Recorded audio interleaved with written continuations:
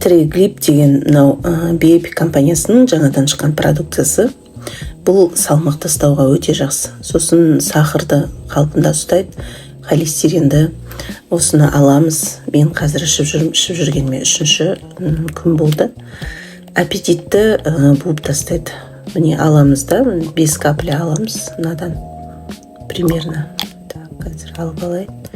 5 капля аламыз да тілдің астына.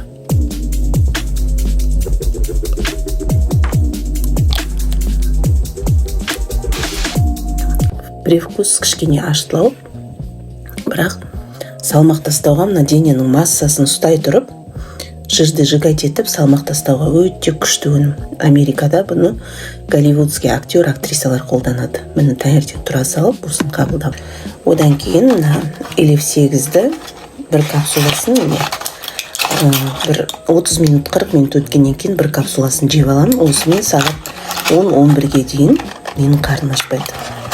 Қарным тоқ болып жүреді. Сонда кешкісін 6-да мен кешкі асты іштім. Бүгін 11-ге дейін жүрем. Сонда менде бүткіл мынау ағзадағы тамақтың бәрі қорытылып, мынау ас ішкенше дейін организмнен шығарып тастайды.